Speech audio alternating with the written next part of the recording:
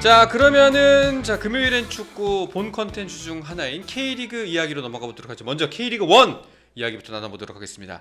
자, 한 주간 어떤 순위의 변화가 있었는지 순위표부터 확인하고 이야기 시작해 보도록 하죠. 순위표 띄워주시죠. 자, 서우정 기자. 네, 선두는 여전히 대전이 지키고 있는데요. 지금 전북이 굉장히 많이 쫓아왔습니다. 한 경기를 덜한 상태에서 대전과 승점 3점 차 2위거든요. 그래서 전북이 밀려 있는 그러니까 대전보다 더 치르게 될 한 경기 승리하게 된다면은 양 팀의 승점은 같아집니다. 그리고 3위는 클럽 월드컵 일정으로 인해 가지고 다른 팀들보다 두 경기를 더 치른 울산이 승점 24점이고요. 4위 23점 김천입니다. 여기까지가 지금 보면 약간 4강 구도로서 앞으로 치고 나가고 있고요. 5위 포항, 6위 광주, 7위 안양, 8위 강원, 그리고 9위 서울까지가 그 밑으로 이제 형성하고 있고 10위 대구, 11위 제주, 12위 수원FC는 모두 승점 11점으로 같아요. 지금 제주는 오타가 났습니다. 제주는 승점 11점입니다. 네. 그래서 세 팀은 강등권으로 지금 분류되고 있습니다. 네. 알겠습니다. 자, 순위표를 쭉 보면서 가장 먼저 눈에 띄는 지점 어떤 부분일까요? 전북이요? 네, 전북. 전북이죠. 네, 대전과 전북의 승점차가 굉장히 줄어들고 있다는 부분이고 대전 하나 시티즌을 이제 무섭게 추격해온 전북의 최근 9경기 무패 6승 3무. 굉장히 그러니까 전북이 공격적이진 않아요. 점수도 적게 나고. 근데 저는 시각에 따라서 그걸 답답한 축구라고 볼 수도 있는데 막상 전북 경기를 보는 분들, 특히 전북 팬분들은 그다지 답답하다고 느끼질 않는 게, 그러니까 그냥 무턱대고 수비 숫자만 늘려가지고 어떻게든 지키다가 우연히 한 골 넣어서 이기는 축구랑 그래도 의도성이 있게 안정적인 운영을 하면서 이제 무패 위에서 승리를 추구하는 축구랑은 이제 의도성 면에서 다르다고 보는데, 전북은 그래도 의도성이 있게 후자다. 안정적인 운영을 하는 쪽이 아닌가 싶어서 답답하진 않더라고요. 공격으로 전환할 때의 패턴이 있습니다. 그리고 그 패턴을 이끌어주는 게 지금 포체티노 감독이 당초에 하고 싶어했던 역삼각형 미드필더 구성을 통해 가지고 좀 공격적인 두 명의 미드필더가 게임 메이커를 하는, 게임을 만들어가는 부분인데, 그거를 요즘에 강상윤 그리고 김진규 두 선수가 굉장히 잘해주고 있고요. 그렇게 좀 처음에 이제 포체티노 감독이다. 포획 감독이 썼었던 주전 구성하고 지금 많이 달라지긴 했어요. 특히 미드필더 구성 쪽에서 센터백 구성도 지금 마찬가지지만, 근데 지금 결국은 이제 시간이 흐르면서 포획 감독도 이 선수 써보고 저 선수 써보고 했는데 현재 이제 흐름을 만드는 선수들이 가장 확실한 라인업이라고 생각을 하는 것 같고, 그래서 최근에는 한 공식 경기 한 3-4경기는 선발 라인업 변화를 거의 안 주고 하고 있어요. 네, 복부 형태인데 그만큼 전북은 이제 플랜 A가 자리를 잡았다고 할 수 있겠고요. 그 굉장히 최근에, 그러니까 바로 그제죠.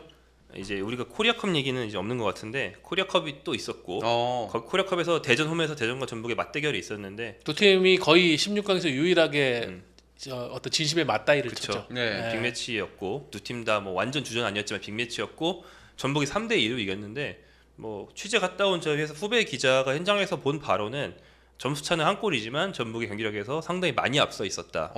그리고 리그 때 하던 것과 비슷하게 박진섭 선수가 이제 중계로 보는 것보다 현장에서 보면 훨씬 더 동료 선수들한테 이렇게 손가락질, 말로 하는 지시 이런 걸 엄청나게 많이 하면서 주식력을 만들어주는데 큰 기여를 하고 있더라.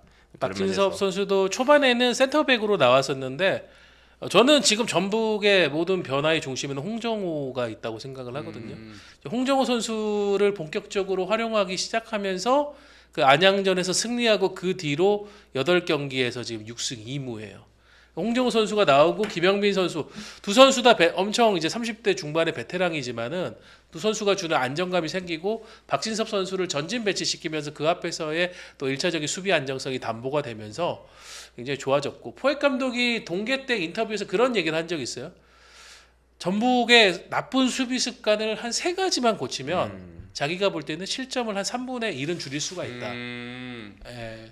정확하게 그 노하우가 뭔지에 대해서는 공개를 안 하겠지만은 실질적으로 지금 보면 전북이 리그에서 최소 실점 팀이고 그 홍정호, 김영빈 그리고 그 앞에서는 박진섭, 이 삼각형의 어떤 수비 안정감과 거기다가 이제 송범근도 최근에 절정에 또 선방 능력을 보여주고 있기 때문에 이렇게 되면서 전북의 수비가 굉장히 탄탄해졌습니다. 아, 저 30대 중반 두 선수라서 김영빈이 하고 찾아봤더니 91년생이군요. 네. 늦게 떠가지고 조금 더 어린 줄 홍정호 알았는데. 선수하고 한 살 네. 차이에. 네, 91년생이네. 일단은 두 분께서 얘기 말씀하신 것들을 좀 합쳐 보면은 어쨌거나 저쨌거나 포획 감독의 전략 전술대로 팀이 꾸려져 가고 있고 네. 이제 그게 또 나름의 소기의 성과 그리고 성과가 점점 더 빛을 발하고 있다라는 정도로 정리할 수가 있을 것 같습니다. 그러니까 지난 시즌에는 전북이 이기는 법을 잃어버렸다라는 생각이 들 정도로 왜 이렇게 계속 경기를 스스로가 망치는지 의문이 들었는데 올해는 와, 이 팀이 그래도 이렇게 바로 살아나는구나. 다시 이기는 법을 완전히 회복을 했구나라고 할 정도로 차근차근 만들어 가고 있어요. 예, 뭐 하나만 첨언하면 포약 감독이 옛날에 유럽에서 뛸 때부터 우루과이 축구의 스타일을 굉장히 잘 가지고 있는 사람이라는 얘기 많이 들었는데 우루과이 축구의 스타일이 무엇인가? 굉장히 끈끈하고 이기기 위해 수단 방법을 가리지 않고 집중력이 엄청나게 높고 이런 정신적인 면이 특징이거든요. 남미가 많이 그런데 왜냐하면 이제 남미가 그 광활한 되게 척박하기도 한 광활한 데서 사느라 이제 좀 강인한 정신들이 있는 그런 경우들이 있어요. 네. 아르헨티나도 몇몇 스타들 빼면은 굉장히 좀 끈끈한 축구하는 편이고, 근데 우루과이는 그런 걸 이제 가라차루아라는 스페인어 표현으로 표현합니다. 가라차루아. 이게 가라차루아라는 말이 있는데 우루과이 원주민 쪽에서 비롯된 굉장히 강인한 우루과이 스타일의 정신력을 뜻하는 말이에요. 근데 이게 축구에 많이 녹아들어서 우루과이 대표팀을 응원하는 구호로도 쓰고 하거든요. 그런 우루과이식의 집요한 위닝 멘탈리티를 약간 전북에 잘 심었어요. 네, 그런 느낌이 듭니다. 알겠습니다. 전북의 상승세가 계속 이어질 수도 있겠다. 말씀만 들어보면 그럴 것 같습니다. 반면에 전북 위에 자리 잡고 있는 대전, 물론 이제 계속해서 선두 자리 지키고는 있습니다만 확실한 건 기세는 꺾인 것 같아요. 뭐 최근 5월에 이제 코리아컵은 빼고 리그에서 1승 2무 나쁘지는 않은데 지금 전북이 워낙 쫓아오는 기세가 좋다 보니까 계속 승점차가 좁혀지게 됐고 사실 최근에 있었던 리그 경기에서 전북이 1대0으로 이기고 있다가 막판에 이제 김민규 선수가 골을 넣으면서 1대0로 비긴 그 경기마저 만약에 비기질 못했다고 했다면은 지금은 완전히 턱 밑까지 쫓아왔겠죠. 1점 차가 됐을 건데 그런 상황을 볼 때는 약간 대전이 말씀해 주신 대로 사이클상 경기력이 4월까지보다는 약간 떨어진 게 맞고 가장 결정적인 이유는 득점력입니다. 그렇죠. 3경기에서 3득점. 그 이전에는 11경기에서 18골을 기록을 했었고 그 부분의 상당 부분을 또 주민규 선수가 책임졌는데 주민규 선수가 일단 5월 들어가지고 공격 포인트가 없는 상황이에요. 황선홍 감독이 그 부분을 좀 해소하기 위해서 구택 선수와의 로테이션도 주고 있고 공격 조합에 대한 부분 뒤에서 서브로 받치는 부분도 바꾸고는 있는데 약간 주민규 선수의 공격 포인트 침묵이 길어지고 있는 상황입니다. 네. 대전에 대한 대처법이 나온 거라고 봐야 될까요? 아니면 그냥 단순히 폼이 좀 떨어진 거라고 봐야 될까요?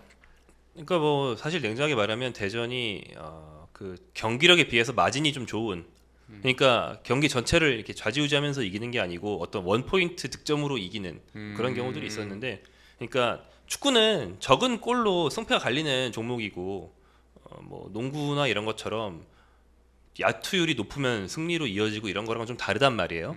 그래서 사실 좀 이제 전반적으로 실제 경기력보다 좀 튀는 값이 있는 시기가 있습니다. 그 대처법이 나왔다기보다는 약간 그 사이클을 탄 것 같다. 그러니까 원래 축구는 이제 변수가 좀 많은 종목이라는 거죠. 네. 한 골로 승부가 갈리기 때문에. 그 주민규 선수의 득점력이 떨어진 것도 그런 부분을 봐야 돼요. 출전 시간 부분에서 구택 선수하고 양분을 하기 시작하면서 약간 어떻게 보면 주민규 선수가 출전 시간에 약간 손해를 보고 있거든요. 노출도 절반 준 거죠. 그러다 보니까는 그만큼 이제 출전 시간이 준다는 거는 또 공격을 할 수 있는 물리적 기회가 이제 줄어든다라는 뜻이니까 그런 부분에 저는 이제 전에도 그 얘기를 한 적이 있어요. 황선홍 감독이 장점일 수도 있고 단점일 수도 있는 게 뭐냐면 잘할 때 새로운 걸 꼭 하려고 한다. 변화를 주려고 한다. 잘하는 걸 계속 물론 그게 이제 감독이 잘 되는 것이 안 됐을 때에 대한 바로 대비할 수 있는 플랜 B를 사전에 준비하는 그런 유비무환의 자세일 수도 있지만은 한편으로 또 보면은 약간 플랜 A가 지금 감퇴된 느낌도 있긴 한데 뭐 대전으로서는 상황은 좋지는 않아요. 지금 곧 있으면 이제 군입대자도 대거 나올 거고 그쵸. 저기다가 또 지난 경기 끝나고 나서는 밥신하고 김문환 선수가 햄스트링 쪽 부상을 입어가지고 또 이게 진단이 어떻게 나올지 모르고 특히 밥신 선수가 조금은 길어질 것 같다라는 얘기가 들리고 있거든요. 그렇게 됐을 때 이제 상황이 좀 더 어려워질 수 있겠죠. 네, 그래서 뭐 6월 중순 되면 이적 시장이 열리기 때문에 지금 K리그 팀들이 이미 많이 움직이고 있는 것 같은데 네. 뭐 굵직한 외국인 선수 교체하는 몇몇 팀들 빼면 아마 선수를 좀 복수로 영입할 만한 팀은 제일 유력한 후보는 아마 대전인 걸로 생각이 됩니다. 그 댓글에서 블리치님이 대전 일본인 전술 코치 잘렸다고 하던데 진짠가요? 있는 걸로 알고 있습니다. 네? 있습니다. 아니라고 네. 아닌 걸로 알고 있다고 합니다. 벤치에서는 안 보인 지가 좀 됐죠. 네. 왜냐하면 요시다 코치는 경기 중에 전력 올라가니까. 분석관하고 함께 올라가가지고 벤치하고 이제 이거 무선으로 얘기하면서 알려주는 역할을 하고 있습니다. 네. 그렇다네요. 자, 그리고 아까 그 순위표에서 전북과 대전을 중심으로 이야기를 나눠봤는데 또 눈길을 끄는 팀, 좀 이야기를 짚어보고 가고 싶은 팀이 있다면 어느 팀이 있을까요? 한 팀씩 말씀해 주시죠. 역시 서울이죠. 네, 왜냐하면은 우리가 시즌 시작하기 전에 우승 구도를 예상을 할 때 올해는 울산과 서울의 2강이 될 가능성이 높다고 했고 울산 팬들은 지금 상황에 대해서 만족 못 하시겠지만 그래도 어쨌든 선두권하고는 큰 격차 없이 쫓아는 가고 있거든요. 근데 서울은 지금 3월 말 대구전 승리 이후로 리그에서 7경기째 승리가 없습니다. 예.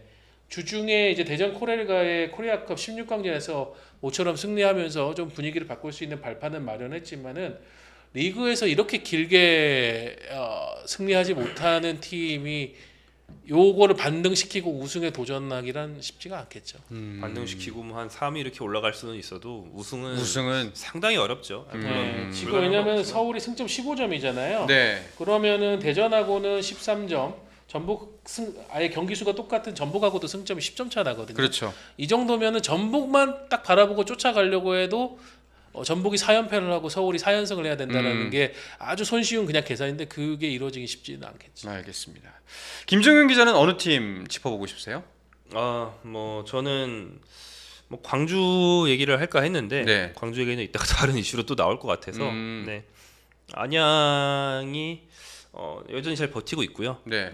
근데 안양은 이제 겉보기로는 최근에 이 무를 하면서 뭐 남자의 팀이라고 했던 무승부는 없다, 승리와 패배만 한다 이런 게 좀 깨졌는데 내용을 보면 대구를 상대로 승리를 하지 못하고 비긴 게 결과로는 좀 아쉽지만 내용은 일부 올라와서 그 어느 경기보다도 공격적인 운영을 아주 잘했고, 뭐 상대의 어떤 제공권에 당해가지고 이제 승리 놓쳤지만, 네. 일부에서 뭐 나름대로 좀 부딪혀 보면서 시작하겠다라는 이제 유병헌 감독의 기본적인 구상이 네. 현재까지는 잘 돌아가고 있는 것 같아서 앞으로도 좀 괜찮게 살아남을 것 같습니다. 알겠습니다. 유병헌 감독이 판세 분석을 굉장히 잘하는 것 같아요. 힘을 쏟아야 될 때하고 조금은 이제 숨긴다기보다는 약간 이 경기는 우리가 비겨도 괜찮다라는 마진을 가져갈 때 그때를 상황 판단을 잘하는 것 같아요. 거기에 맞게 경기 운영도 잘하고요.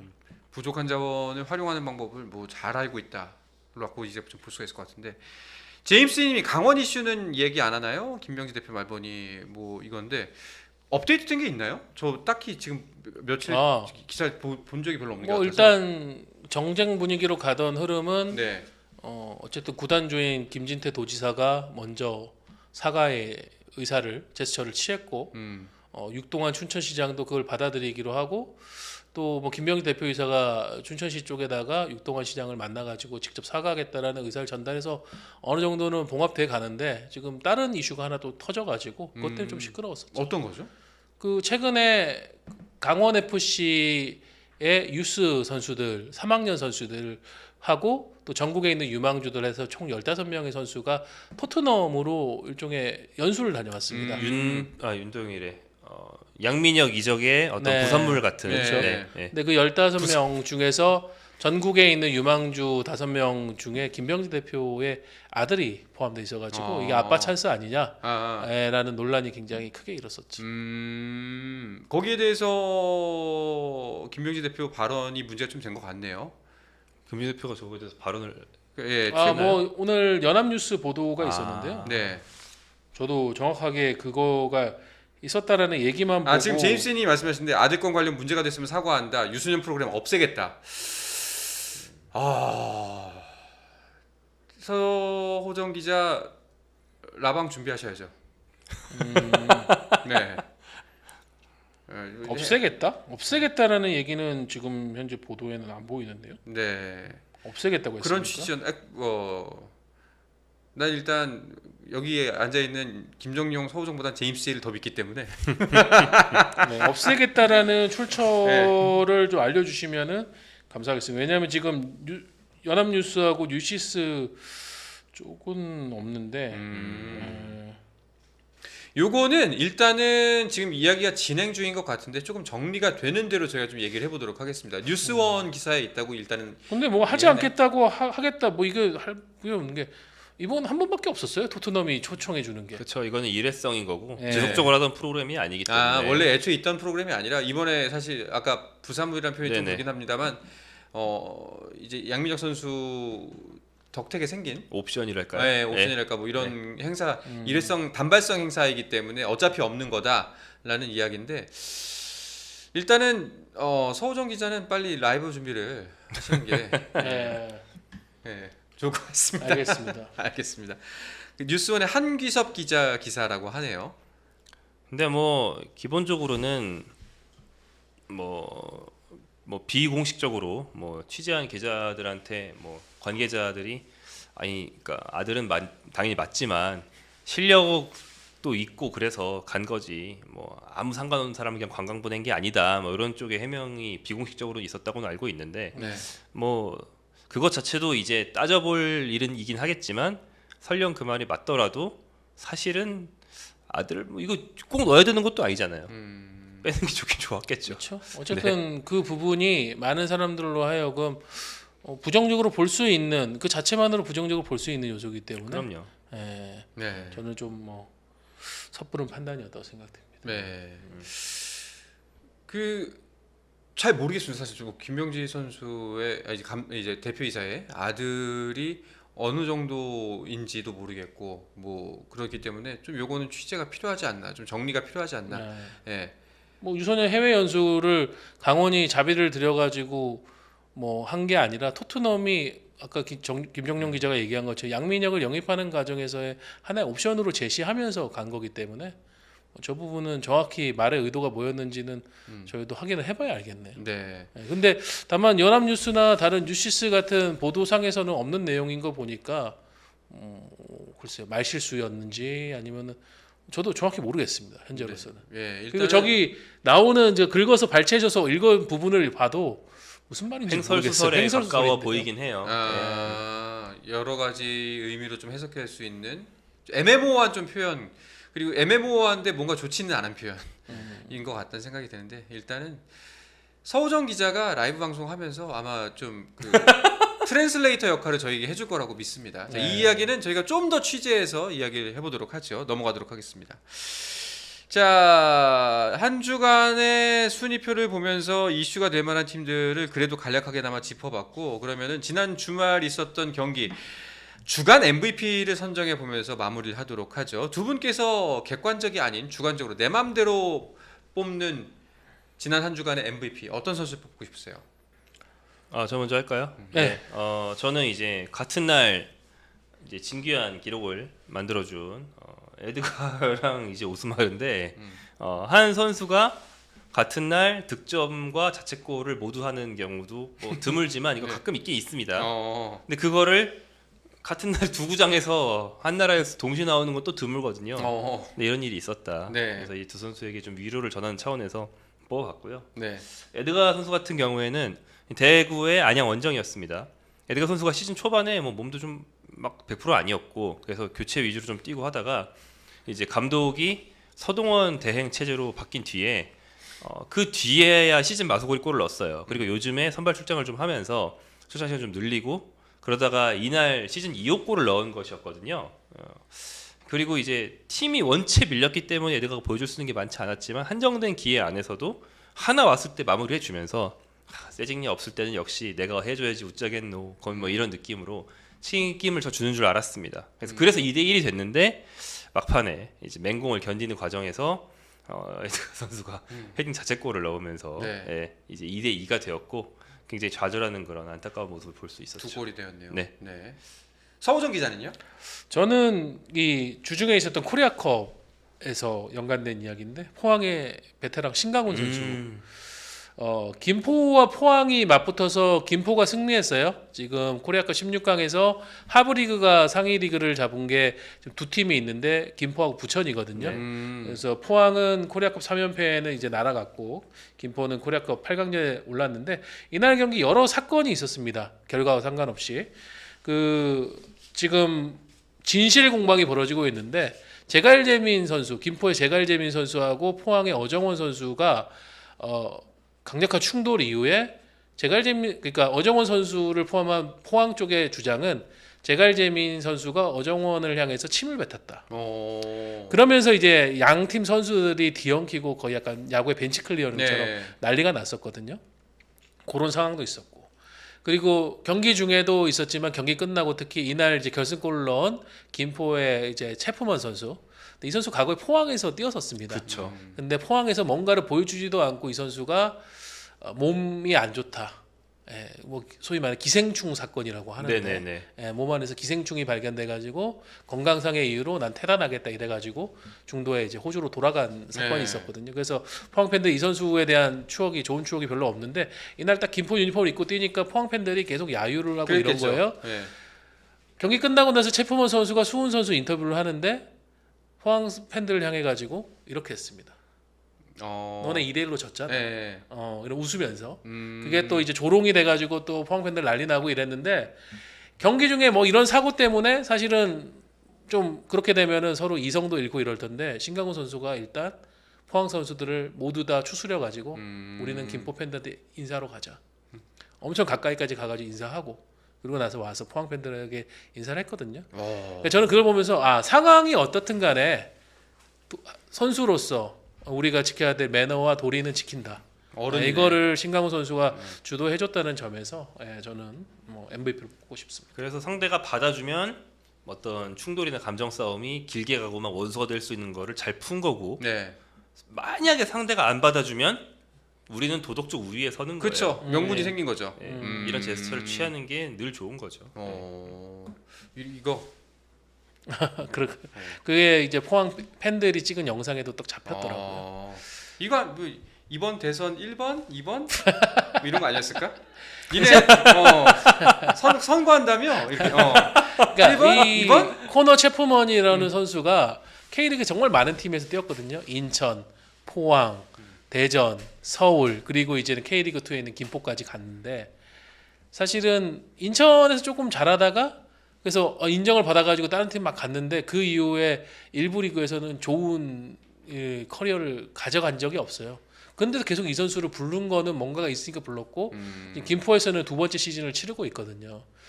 뭐 포항 팬들도 계속 야유를 했으니까 이 선수도 열이 받아서 그렇게 행동했겠지만 근데 뭐 꼭 그렇게 한다고 해서 똑같이 대응하는 게 또 맞냐? 그건 또 아닌데 어쨌든 뭐 신강훈 선수는 그런 거에 흔들리지 않고 또 할 건 했으니까. 그렇습니다. 약간 진짜 뭐 우리 표현입니다만 선배의 모습을 보여줬다, 위험을 보여줬다라는 생각이 듭니다.